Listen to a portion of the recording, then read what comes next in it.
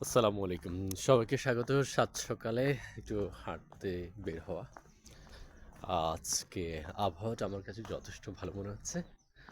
অনিন্দ্য সুন্দর। আহ আমি যখন ইউকে বা অন্য দেশে আগে ভিডিওগুলো দেখতাম, বিভিন্ন তথ্য যারা দিত তারা অনেক ব্যস্ত দেখাতো, যে হেঁটে হেঁটে কথা বলছে সময়কে। আসলে এক্স্যাক্টলি এখানে ওই সময়টা আপনার নেই। আপনি ভিডিও করবেন সেই প্রকৃতি সূর্যের, সে সময়টা কারোর নেই।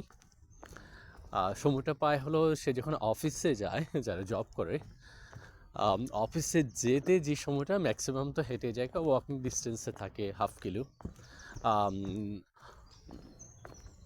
1.5 আওয়ার হতে পারে, 30 মিনিটস বা 40। এই টাইমে তার ভিডিওটা দিত কেন? কারণ ম্যাক্সিমামে দুইটি জব করে। হ্যাঁ, দুইটি জব না করলে কি হচ্ছে, আপনার যে লিভিং কস্ট সেটি বহন করা অনেক কঠিন হয়ে যায়। এখানে যারা থাকে তাদের অ্যাভারেজ প্রত্যেকে 1000 পাউন্ড খরচ পড়ে মিনিমাম। সো এই যে 1000 পাউন্ড তোলার জন্য আপনাকে পরিশ্রম করতে হবে। আর খালি 1000 পাউন্ড তুললে তো হবে না, আপনাকে কিছু টাকা সেভ করতে হবে, কিছু টাকা বাংলাদেশে পাঠাতে হয় অনেক ফ্যামিলি মেম্বার যারা আছেন।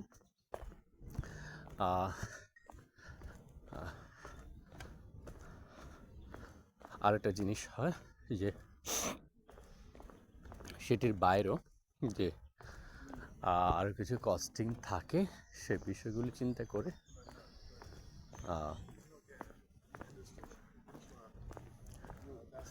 সো এই জায়গাটিতে কেন এসেছি, কারণ প্রকৃতি অনেক সুন্দর, আমার কাছে যথেষ্ট মনে হয়েছে। সো এই সব কিছু চিন্তা করে তাদেরকে যথেষ্ট পরিশ্রম করতে হয়। কম্পারেটিভলি বাংলাদেশে যারা পরিশ্রম করে তাদের তুলনায় একটু বেশি। দুটি জব করতে গিয়ে সে প্রায় 16 ঘন্টা পরিশ্রম করতে হয়। এর মধ্যে আসা যাওয়া বাবদ আরও যদি 2 ঘন্টা, তার মানে 18 ঘন্টা। সো ঘুমানোর সময় আর খাওয়ার সময় ব্যতীত তার কাছে সময় থাকে না। দ্যাটস ওয়াই তারা সকলে হাঁটতে চলতে পার্কে একটু গিয়েছে, বা মাঝখানে হাঁটতেছে, অফিসে যাচ্ছে বা অফিস থেকে ব্যাক হচ্ছে, ওই সময় ব্লগগুলো করে তারা। বিভিন্ন তথ্য দেয় যে তাদের প্র্যাকটিক্যাল যে নলেজগুলো আছে। আমিও তাই সাত সকালে আজকে, যদিও প্রকৃতিটা আমার কাছে অসাধারণ মনে হচ্ছে। এটা লন্ডন ডকের পাশে। আমি আবার বাঙালি পোশাক পরতে খুব পছন্দ করি, পাঞ্জাবি। সো আর কেন? কারণ আমি বাংলাদেশকে খুব বেশি হৃদয়ে ধারণ করি, এটা অনেকে বলে থাকেন। এখানে একটা ঝর্ণার মতো একটা আওয়াজ শোনা যাচ্ছে, আসলে পানির প্রবাহ। এই তো ওভারঅল জিনিসটা। আমিও ঠিক হেঁটে হেঁটে আজকে এই কথাগুলো বলার পিছনে এটাই কারণ যে এদেশে মানুষগুলো এত বেশি ব্যস্ত, এত বেশি কর্মঠ। দ্যাটস এই যে আমি কোথায় আছি, যদি লোকেশনটা আপনাদেরকে দেখাই, যে লন্ডন ডক। এই যে দেখুন, এখানে একটা জাহাজের মতো দেখা যাচ্ছে, অর্থাৎ লন্ডন ডকের এখানে ছোট্ট একটা খাল বলা যেতে পারে, যে এখানে যে মানুষগুলো আছে তাদের যে নিত্য ব্যবহার্য যে পানি নিষ্কাশন, সেই জন্যই হয়তো বা এটি করা হয়েছে আমার ধারণা। যদিও নাম দেওয়া আছে লন্ডন ডক, টেমস নদীর পাশেই এটি। সো সেটাও হতে পারে। এই তো লন্ডনের পথে পথে আজকের মতো ছোটোবেলায় যেটি আমি দেখিয়েছি, তারা হাঁটতে হাঁটতে কথা বলছে, দাঁড়িয়ে দৌড়াতে কথা বলছে। আমার কাছে মনে হচ্ছে যে আসলে বিষয়টা এমন, এত বেশি ব্যস্ত সময়, এত হার্ড ওয়ার্কিং করতে হয় এখানে। হার্ড ওয়ার্কিং বলতে আপনাকে মাটি কাটতে হবে না, বাট আপনাকে যথেষ্ট মেন্টাল স্ট্রেস নিতে হয়।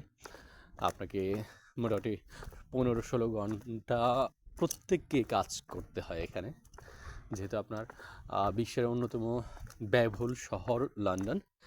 বলা হয়ে থাকে প্রায় পৃথিবীর 20% বিলিয়নিয়ার এই সিটিতে বাস করে। সো সেখানে আপনাকে সার্ভাইভ করতে হলে আপনাকে পরিশ্রম করতে হবে, টাকা ইনকাম করতে হবে, না হলে আপনি এখানে যে কস্টিং সেটা বহন করতে পারবেন না।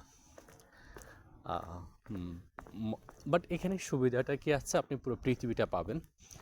পৃথিবীটা এই জন্য বললাম যে প্রায় 230টি দেশের মানুষ এখানে বসবাস করে। তাদের অ্যাটিটিউড, তাদের ম্যানার্স, তাদের বিহেভিয়ার্স, তাদের কালচার, ট্রেডিশন, তাদের নর্মস, প্রত্যেকটা জিনিস আপনার সংস্পর্শে আসার সুযোগ আছে বা আপনি বোঝার সুযোগ আছে। সো এই জন্য আমি সাজেস্ট করি যে এখানে স্ট্রাগল হলো আপনি এখানে থাকতে পারলে পুরো পৃথিবীটা যেহেতু পাবেন, আপনার মেধা, মনন, প্রজ্ঞা, সৃজনশীলতা সব কিছু মিলে আপনি অ্যাডভান্স হতে পারবেন। সো আমি যে যেহেতু কনসালটেন্সি ফার্মের সাথে যুক্ত আছি, স্টুডেন্টদের বলি যে যদি তোমার যোগ্যতা থাকে তাহলে তুমি লন্ডনে আসো। কেন লন্ডনে আসো? তাহলে লন্ডনে আসলে কী হচ্ছে, তুমি পুরো পৃথিবীটা পাবো।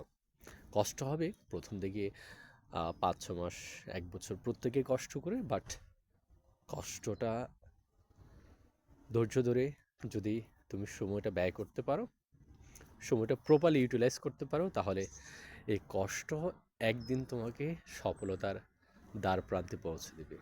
সো যারা লন্ডনে আসতে চান তারা, তাদের সকলের জন্য শুভকামনা। দেখা হবে যে কোনো সময়, যে কোনো দিন, এমন হাঁটতে হাঁটতে রাস্তায়, যেহেতু এখন অনেক বেশি ব্যস্ত সময় যাচ্ছে।